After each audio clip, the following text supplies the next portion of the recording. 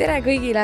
Mul on väga hea meel, et olete taas tulnud laheda koolipäeva podcasti. Mina olen Andra ja täna on meil külas hea eeskuju laureaat Vladislav. Tšau! Ja tere hommikust või õhtust või lõunast. Kes millal vaatab, kõik oleneb sellest. Mis sa nüüd vahepeal teinud oled? Sina olid meil siis aasta 2020 Just. hea eeskuju laureaat. Ja mis sa selle aastaga teinud oled nüüd? Selle aastaga. Tegelikult kohe pärast seda, kui ma saan laureaadiks, järgmine nädal mul oli sünnipäev. Ja siis kohe pärast seda ma olin esimest korda oma elus siis uue aasta TV-saates ETV Plussis. Siis pärast me jätkasime oma ettevõtte kasvatamisega, et meil on praegu juba uhkel 21 töötajad ja jätkame kasvamist, juba laieneme meie programmeerimiskooliga. Programmeerimiskool on edukoht juba väljaspoole Ida-Virumaad. Ja lõpetasin kooli, sain kuldmedali, sain oma unistuse ülikooli sel samal päeval, kui mul oli sünnipäev.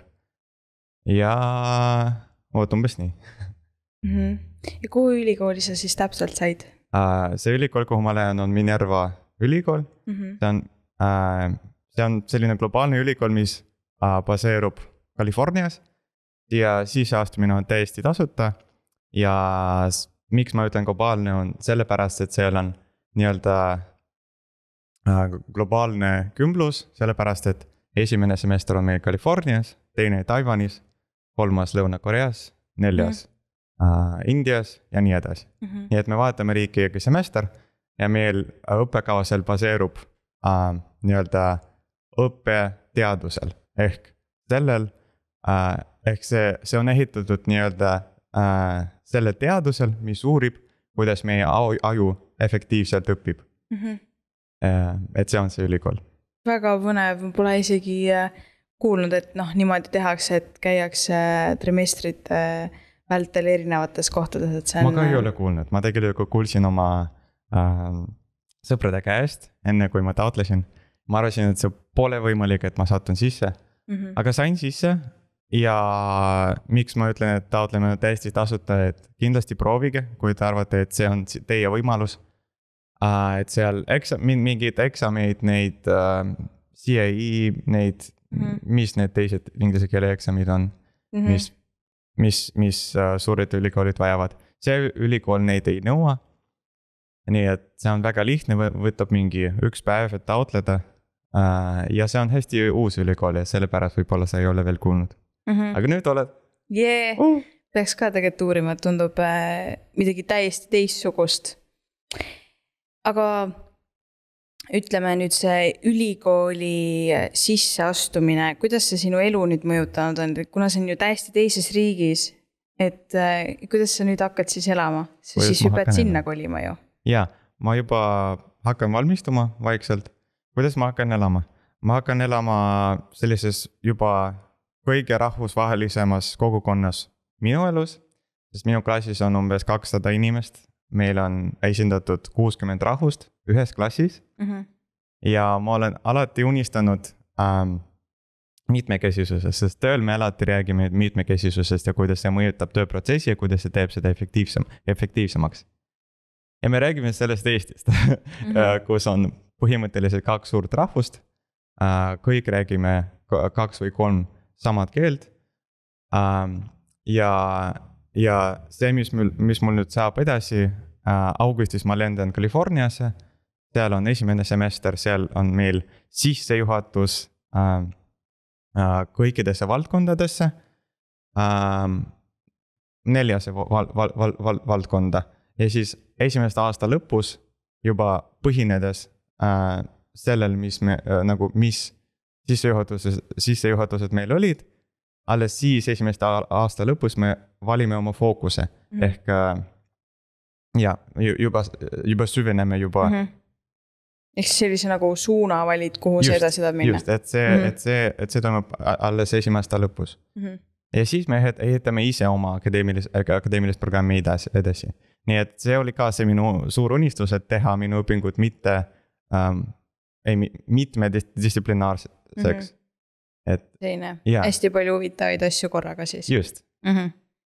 Kõlab väga vingelt, see kuidagi isegi veidikene ebareaalselt, sest mina kui tavaline kooliõpilane, kes isegi ei olnud hetkel veel kuulnud sellest midagi. Minu jaoks on ikka see, et kui gümnaasium saab läbi, siis sa pead valima ühe kindla eriala, mida sa nüüd edasi tahad minna. Ei pea, tegelikult uuringud näitavad, et näiteks need uuringud, mis ma hiljuti lugesin, olid tehtud USA-s ja USA-s on mis on statistika järgi kõige enim valitud see fookuseriala suund. Ma isegi ei oska pakkuda. Selle nimi inglise keeles on undecided. Ehk inimesed tegelikult meie eas ei suuda, tegelikult hästi suur osa meie ealistest ei suuda otsustada, mis nende eriala on. Ja see on täiesti normaalne. Nii et kui te olete siin Eestis ja te tunnete, et teil on vaja, ma ei tea, puhkuseaastat või gap year, et see on ka täiesti normaalne, et otsustada. Või USA-s on selline süsteem. Aga peale seda, kui sa nüüd hea eeskuju laureaadiks said, kas sul on avanenud ka mingid uusi uksi tänu sellele, et sa nüüd see laureaat oled? Kõige esimene uks oli see stipendium, mis tõesti aitas mind nagu paremini ennast tunda sisseastumisel, sest need õpingud ei ole tasuta loomulikult. Et ma ka panustan rahaliselt oma õpingutesse. Siis ma hakkasin just sellel ajal investeerimisega. Alustasin investeerimisega just krüptosse. Ja see on ka nagu täiesti uus maailm minu jaoks. Ma arvan, et see stipendium andis mulle need võimalused. Ja siis sotsiaalselt ma olen kohtunud nagu hästi palju uusi toredaid inimesi teie meeskonnast kusjuures. Ja siis rääkisin natuke eelmise aasta laureaadiga ja siis koroona tõttu mitte palju rohkem. Kas see koroona mõjutas sind ka kuidagi väga valusalt? Valusalt pigem mitte, ei tegelikult jah, et alguses oli valu, siis oli õppetsükkel. Et esimene muutus minu elus oli see, et ma ei liikunud nagu nii palju ja alguses ja see oli see valu. Ja see valu nagu andis mulle hoogu muutuseks ja ma hakkasin rohkem liikuma. Ma hakkasin esimest korda oma elus jooksma, ma olen jooksnud juba 3 kuud. Ja siis ma hakkasin lihtsalt kodus trenni tegema. Ja siis ma hakkasin oma kodulinna palju rohkem nautima. Rohkem kui ma kunagi uskusin, et oli võimalik. Ja tegelikult gümnaasiumis, ma ei tea, kuidas sinu tunne oli, sest just seoses vabadusega, et kui palju vabadust sul on praegu oma õppe korraldamises? No minul oli väga hea, et tavaliselt anti hommikuti meil kindlad ülesanded, mis oli vaja teha ja siis õhtul mingi kella 5 aeg näiteks pidi tehtud olema, et mina tundsin just sellist distantsõppel sellist vabadust, et ise planeerisin millal mida õpin. Just. Ja tegelikult see minu isiklik vabadus oma asjade, oma aja korraldamises on minu suur eluväärtus, mis on hästi oluline. Ja just koroona andis mulle selle võimaluse nagu tõesti iseseisvamaks oma õpingute saada. Ja selle eest olen väga tänulik. Nii et jaa, küll valu oli alguses, aga nagu ütles üks, ma ei mäleta tema nime, palun vabandage. Elu on pendel, mis käib valu ja igavuse vahel. Ja see on see, mis teeb meid erinevaks teistest elu organismidest. Aga kui sellest heast eeskujust veel rääkida, kas olid sellest konkursist või üldse veel kuulnud varem, enne kui sind kandidaadiks tehti? Mitte kunagi olnud. Tegelikult minu direktor ka ei ole kuulnud, ehk see tore inimene, kes nomineeris mind. meie koolis eriti keegi ei ole kuulnud ja kui ma hakkasin sellest Ida-Virumaal, Narvas ja Sillamäel rääkima, siis keegi ka ei teadnud. Nii et Ida-Virumaal eriti oli see selline teema, millest teadlikkus nüüd saab olla rohkem. Lõpuks ometi. Väga tore. See on tegelikult huvitav mõelda, kuidas kõik see hea eeskuju ja lahe koolipäev tegelikult on ajaga kasvanud. Et mida rohkem me inimesi võib-olla tunnustame, seda rohkem ka tegelikult me märkame. Aga kas sa oled mõelnud ka selle peale, et võiks ise äkki kedagi nomineerida? Jaa, ma ikka nomineerin. Järgmine kord, kui see võimalus tuleb. Kas mul on selline õigus kusjuures? Jaa, on ikka. Siis ma ikka nomineerin, jaa, loomulikult. Meie ühiskonnas on hästi palju inimesi, kes tegutsevad ja kui sa märkad neid, siis sa annad neile nagu lisavõimaluse. Lihtsalt tunnustamine annab nagu lihtsalt siis küsimus juba teile, et mida teie tunnete, kui teid märgatakse? Mida teie tunnete, kui teile lihtsalt öeldakse aitäh? Et see on loomulikult rõõmutunne. Ja kui te teate sellest programmist ja otsustate mitte nomineerida kedagi, siis te võtate seda potentsiaalset rõõmu inimeselt ära. Miks seda teha? See on väga tore mõtteviis. Mulle väga meeldib see. Et vahest piisab ka mõnest heast sõnast tegelikult, et kellelegi rõõmu tekitada. Ja selline võimalus on ju tegelikult antud, et kedagi veel rohkem esile tõsta ja öelda talle aitäh tegelikult tema enda tehtud töö eest. Nii et ma soovitan ka kirjutage kindlasti hea eeskuju konkursile avaldusi. Kindlasti igal pool sotsiaalmeedias jätame need võimalused, kuidas neid avaldusi esitada ja loomulikult kui on küsimusi, siis saate alati ju kirjutada. Aga veel sulle huvitav küsimus. Sa mainisid oma firmast. Äkki sa räägid, kuidas teil siis nüüd läheb ja mida sa teed, kes võib-olla ei tea, millega su firma tegeleb? Jaa, ikka. Et praegu on hea aeg rääkida. Eriti kui te olete Ida-Virumaalt või Tartust või Tallinnast või Pärnust. Mina olen ettevõttest Edukoht, mille me asutasime koroona alguses. Et algas koroona eelmise aasta märtsis. Ja just sel samal ajal me alustasime meie ettevõttega. 3 toreda sõpradega me märkasime, et on puudu meie regioonis vähemalt programmeerimise õppe,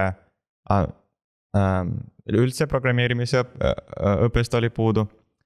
Ja siis teine asi, mis me märkasime, teine probleem oli see, et paljud inimesed, kes oskavad programmeerida või õpivad programmeerimist kohalikes kolledžites või lihtsalt vabal ajal, neid me oleme märkanud kas toidu toimetamas või töötades McDonaldsis või KFC's ja see oli kurb, see oli tõesti kurb. Ja mõtlesime, mida me ise saame teha, et seda lahendada ja mida meie lahendus on, mida me teeme, on praegu enamasti tasulised programmeerimise kursused lastele, aga kes õpetavad? Õpetavad, et meie juures ei õpeta professionaalid, sest IT-professionaalid, te ise teate, kui kõrged nende palgad on. Ja me pigem võtame tööle noori inimesi, kes ise õpivad programmeerimist kolledžis või gümnaasiumis. Siis me koolitame neid välja, et nad suudaks ka õpetada, et anname neile psühholoogia ja pedagoogika teadmisi. Ja siis nemad õpetavad kohalikele lastele. Ja siis neil on selline parem, ma ei tea, nad on samal lainel mingil määral, et neil on parem suhtlus, sest see vanuse vahe ei ole nii suur. Et see on umbes meie mudel ja me praegu töötame Narvas ja Kohtla-Järvel, juba laieneme Tartusse praegu ja väga tahame avaneda ka Tallinnas ja Pärnus. Nii et kui te tahate meiega liituda, tegelikult nagu täpselt oskusi me ei nõua, vaid lihtsalt tahet, suurt tahet ja kõik koolitused, kõik materjalid on meil olemas.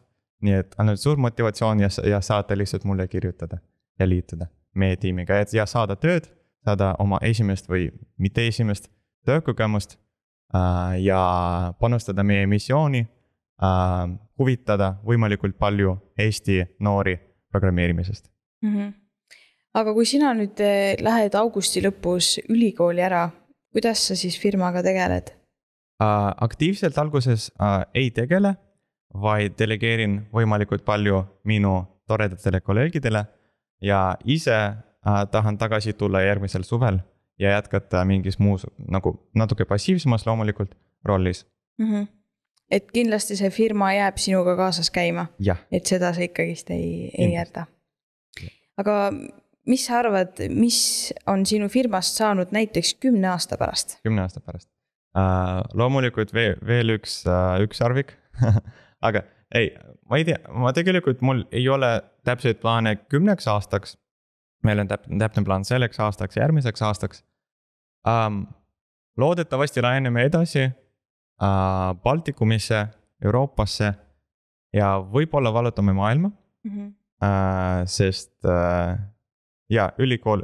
sest minu ülikooli pakett juba on nagu käib kaasas reisiblogiga ja võimalusega laieneda nagu tervesse maailmasse, miks mitte, proovime.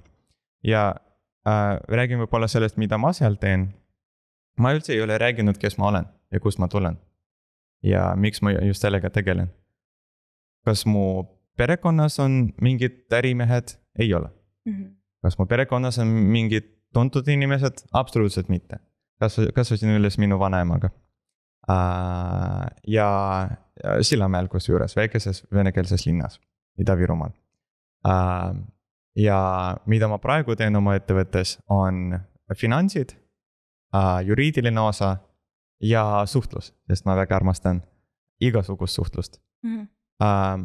Et selle eest ma vastutan ja ma pigem olen saanud kõik need teadmised, ma ütleks, et nagu väga suure abiga, aga ise. Sest keegi elus ei suuda lihtsalt sulle midagi anda. Sa ise, nagu ma ei saa lihtsalt siit võtta, tõmmata ja ma ei tea, viia projektisse. Et sa pead ise seda tahtma. Vaid loomulikult sa ei pea. Vaid kui sa tahad sellist arengut ja valid seda teed, siis sa ise nagu meie aju on nii võimas. Tõesti võimas. Ja see, mida me mõtleme, see, mida me mõtleme, on täpselt nii, kuidas meie elu kujuneb edasi. Ossa poiss, nii palju informatsiooni sinu kohta. Seda ma tean, et sa olid see laureaat ja mingite tegevustega olen sinu puhul kursis, aga nii värvikirev teekond on tegelikult sul ja nii õilsad eesmärgid, mille üle mul on ainult hea meel kuulda. Et tõesti imetlusväärne, ma väga loodan, et teie firma tõesti jõuab ka kaugemale. Aga kui sa ütlesid, et koolitate välja lapsi, et mis vanusegrupist me siis räägime? Meie siis nii-öelda kasutajad on 12–17, et see täpselt see vanus, kui aju on juba piisavalt arendatud, et saada aru nagu juba keerulitamast kontseptsioonidest, abstraktsioonilistest kontseptsioonidest aga piisavalt noor, et saada veel baasteadmised, ainult baasteadmised. Ja siis pärast nad saavad minna kas kolledži või uute tegelikult koodi Jõhvi. See on uus tehnoloogia 3, mis asub Jõhvis, kus saab kas umbes 2 aastaga tasuta väga kvaliteetsed, väga innovatiivsed haridust. Aga kui ma küsisin sinu käest firma kohta, et kus te olete 10 aasta pärast, aga mis sa arvad, kus sina oled 10 aasta pärast või kes sa oled? Ma üldse ei kujuta ette. Sest miks ma ei kujuta ette, miks ma ei taha ette kujutada, on sellepärast, et isegi 3 aastat tagasi, see oli aeg, kui ma alustasin gümnaasiumiga siin. Ma ei kujutanud ette, et ma oleks kunagi suuteline minna välismaale õppima. Aga järgmine aasta ma läksin. Ma taotlesin Flex programmi, mis on kusjuures samuti tasuta õpilasvahetuse programm USA-s. Et lihtsalt guugeldage Flex programm, kui tahate sellest rohkem teada saada. Ja siis selle aasta jooksul seal Ameerikas ma võtsin sellised tunnid gümnaasiumis nagu sotsioloogia, jõusaal, leadership, veel midagi. Ja tol ajal ma ei kujutanud ette, et ma olen kunagi võimeline alustada oma ettevõttega, siis ma tulin tagasi Eestisse ja sõpradega alustasime oma ettevõttega. Et ega järgmine samm, et ma ei tea, mul on lihtsalt olnud nii palju pöördeid elus, et nüüd ma nagu teadlikult mõistan, et ma olen 20 aastat vana praegu. Ja ma tean, et uuringud näitavad, et see on see aeg, kui meil on kõige rohkem tuttavaid, nagu neid tugevaid sidemeid, just sel ajal. Ja ma olen nii avatud kõigile muutustele, et ma tean, et ma muutun veel. Et just sellepärast ma ei taha ehitada endale täpseid plaane, sest need täpsed plaanid nagu eriti kaugeks tulevikuks oleks minu jaoks piirid. Ma ei taha neid. Nii et ma planeerin, mul on küll plaanid, aga nüüd järgmiseks sammuks. Nii et akadeemiliselt mul on hästi täpsed plaanid bakalauriosaks, aga siis ma olen täiesti avatud muutusteks ja alles bakalauriose lõpuks ma ehitan plaane järgmiseks sammuks. Sa tegeled nii paljude asjadega, kuidas sa saad sellise energia ja sellise jõu, et sa üldse jaksad teha neid asju? Kuidas sa puhkad näiteks? Kuidas ma puhkan? Ma puhkan inimestega, ma väga armastan inimesi. Ma olen loodusest ekstrovert, nüüd olen. No nüüd ma usun, et ma olen ekstrovert. Ma võtan energiat siis inimestel, ma olen hästi palju ennast analüüsinud. Ja nii ma tean, et ma saan energiat inimestelt ja nii ma tean, et ma ei usu, et elus on selline asi nagu motivatsioon. Nagu just sellisel kujul, kuidas sellest palju räägitakse. Ma usun, et ma juba rääkisin tegelikult sellest sel hetkel, kui ma sain hea eeskuju nominatsiooni, aga nüüd, kuna see salvestus on nüüd täiesti avalik, ma tahan sellest veel kord mainida. Et nüüd meil on 3 elementi ja üritame neid järjekorda panna. Esimene on tegevus, teine on motivatsioon ja kolmas on tagajärg. Või tegevuse tagajärg. Ja mis on esimene? Kas tegevus või motivatsioon? Motivatsioon. Ma ka arvasin kunagi, et motivatsioon.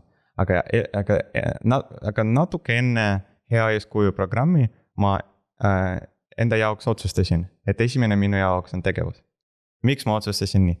Kunagi, kui ma alustasin muusikakooli veel 10 aastat tagasi, mind alguses viidi sinna ja mulle üldse muusika ei meeldinud. Ja alles 2 aasta lõpus mul hakkas see meeldima sellepärast, et ma olen seda nii palju proovinud, et ma sündisin seda motivatsiooni enda jaoks. Nii et nüüd ma lihtsalt mõistan, et miks otsida motivatsiooni, kui ma saan ise seda sünnitada. Et nüüd, kui mul on vaja motivatsiooni, kui ma tean, et ma tahan millegagi alustada, siis ma ei otsi motivatsiooni, vaid ma alustan. Ma teen vähemalt 5 minutit midagi. Ma nagu lihtsalt pilgun sisse ja vaatan, mis seal sees on. Ja siis sünnib motivatsioon. Täiesti teistsugune mõttekäik. Mina olen ikka see, kes võib-olla algselt otsib endale seda motivatsiooni, et midagi üldse teha. Või võib-olla kogub ka veel kuskilt seda inspiratsiooni, et võib-olla mingid lisamõtteid saada. Aga kui nii pidi mõelda, siis võib mõned asjad täiesti teistmoodi teha. Võib küll. See kõik sõltub sinu mõtteviisist. Aga sinu mõtteviis täiesti sõltub sinust. Nii et sul on otsene kontroll sinu elu üle. Kui tore. Aga kui sa väike olid, kelleks sa näiteks siis tahtsid saada? Näiteks tuletõrjujaks äkki? Või mis need tavalised poiste need unistused väiksena on? Mingid politseinikud ja sellised asjad. Ei, see unistus on juba täidetud. Ma olen abipolitseinik. Päriselt? Jaa, vabal ajal olen abipolitseinik. Issand kui lahe. Ma arvan, et mul oli küll mingi selline unistus saada politseinikuks või midagi sellist. Aga tegelikult ma üldse ei mäleta oma lapsepõlve. Aga kaua sa abipolitseinik oled olnud? Umbes aasta. Ja alates eelmise aasta augustist. Ja miks just abipolitseinik? Kuidas sa selleni jõudsid? Okei, see on täiesti teine lugu. Kuidas ma jõudsin? Ma sain motivatsiooni oma õpilasvahetusest ja oma uuest perest USA-s. Ja siis lihtsalt see oli nagu hästi suur motivatsiooni tunne. Seletan. Kui ma läksin USA-sse õppima pärast 10. klassi, seal programm toimib nii, et sul on vahetuspere, kus sa elad, sul on kool, kus sa käid ja sul on vabatahtlik tegevus, mida sa pead vähemalt mingi 20-30 tundi tegema. Ja lihtsalt juhtus nii, et minu vahetusperes, siis vahetusema oli advokaat ja ta lihtsalt ta aitas mul avastada õigusteaduse maailma, sest ma üldse mitte midagi sellest ei teadnud. Ma aitasin natuke tema advokaadibüroos, aitasin inimestel, ma ei tea, pärimisõigusega natuke, kui keegi suri ja oli vaja nagu registreerida nende vara siis nende pärijatele. Ja veel oli mitu korda, kui ma aitasin. Ja siis ma mõtlesin, vau, ma üldse mitte midagi õigussüsteemist ei teadnud tol ajal. Aga nüüd ma tean, et on sellised suurepärased inimesed nagu advokaadid, kes aitavad inimesi selliselt hetkedel, kui on vaja hädaabi. Aga paljud sellest isegi ei tea. Nii et ma tulin tagasi ja ma mõtlesin, kuidas ma saan olla abiks inimestele, kui neil on häda, aga võib-olla hetkel, kui neil on häda, või isegi varem, või ennetada seda. Ja siis ma kuulisin abipolitseiniku programmist ja taotlesin ja sain sisse. Ja kui tihti sa, ütleme nüüd siis abipolitseinik oled? Mitte päris tihti. Ja praegu, eriti praegu olen hästi hõivatud ja minu esimene prioriteet on loomulikult minu ettevõtte. Nii et käin umbes kord kuus, väga aktiivsel ajal kord nädalas, aga praegu umbes kord kuus. Aga sellest piisab. Tegelikult, kui tahate abipolitseinikuks saada, peate olema täisealine ja ainuke nõue, et jääda abipolitseinikuks on see, et osalete vähemalt kord aastas mingis tegevuses. Nii et seal on kõik väga-väga flexible. Aga kuidas näiteks näeb abipolitseiniku päev välja? Mida sa siis täpselt teed? Ma ise valin, mida ma teen. Ja see on jälle vabadus, mida ma väga hindan. Et mingi päev ma valisin tavalise patrulli, et see on 12 tundi, et ma alustame kell 6 või 7. Lihtsalt alustame õhtul, kui see on öine vahetus, või alustame hommikul, kui see on päevane vahetus. Ja me lihtsalt patrullime 3 või 2 teise politseiametnikega autos. Ja mõned patrullivad hobustega lõunapiiril, mõned patrullivad ratastega Tartus, ma olen kuulnud, ja Tallinnas. Aga meie patrullime tavaliselt autoga, et meil alguses on alati briefing, et me räägime sellest, mis on hiljuti piirkonnas juhtunud, et olla kursis, kui meil on midagi oodata. Siis me läheme patrulli ja ootame, kuni tuleb kutsung kõne. On midagi sellist suurt ka juhtunud, kui sina oled patrullis näiteks olnud? Ja ikka on juhtunud. Narvas oli ükskord pommiähvardus ühes majas. Aga see ei ole tegelikult midagi väga ohtlikud. Lihtsalt leidsime ühe inimese, kes oli narkojoobes, kes oli üritanud osutada füüsilist vastupanu oma pereliikmetele ja meile, aga kõik lõpus oli korras.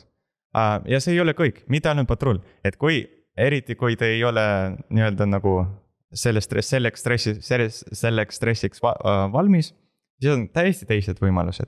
Et mõni päev ma lihtsalt läksin 3 tunniks üritusele, avalikule üritusele ja lihtsalt rääkisin lastele, ma ei tea, sõiduohutusest.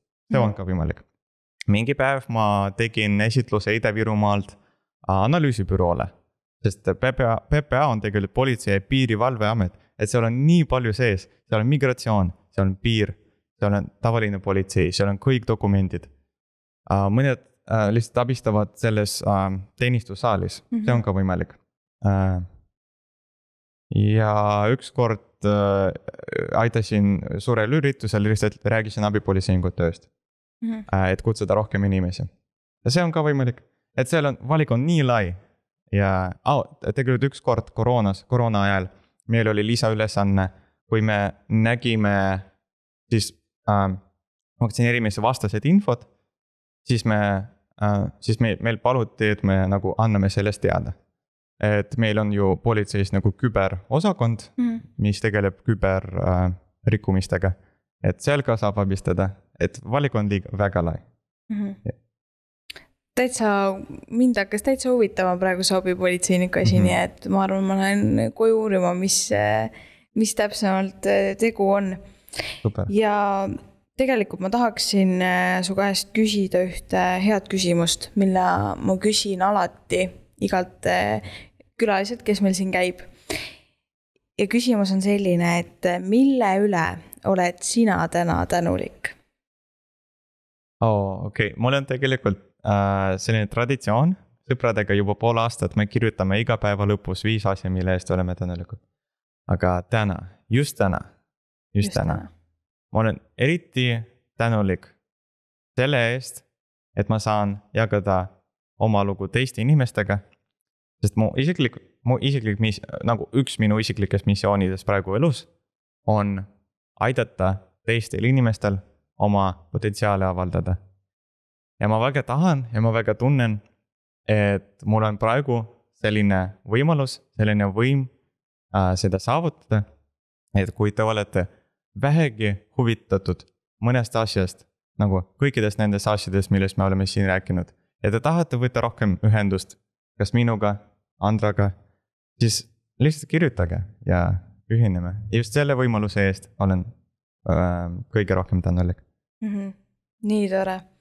Aga aitäh, et sa tulid ja ma loodan, et noored saavad siit inspiratsiooni või siis motivatsiooni näiteks, kes kuidas. Ja mine tea, äkki mõni saab meist nüüd abipolitseinikoks või äkki keegi hakkab ettevõtet tegema või hoopis tuleb täpselt samma ülikooli, kuhu sina lähed. Nii et mine sa hullu tea. Aga suur aitäh sulle, et sa tulid ja kindlasti lugege veel hea eeskuju konkursi kohta ja saatke neid avaldusi, et me saaksime juba uue laureaadi juba sellel sügisel siis noortekonverents Lahe koolipäev välja hõigata, kes on meie uus laureaat. Nii et, aga kohtume teistega järgmine kord. Kohtume kindlasti konverentsil. Kahjuks sina vist konverentsile tulla ei saa, aga Füüsiliselt ei saa, aga kuidagi moodi me su ikka sinna konverentsile saame. Aga näeme järgmine kord. Ciao! Ciao!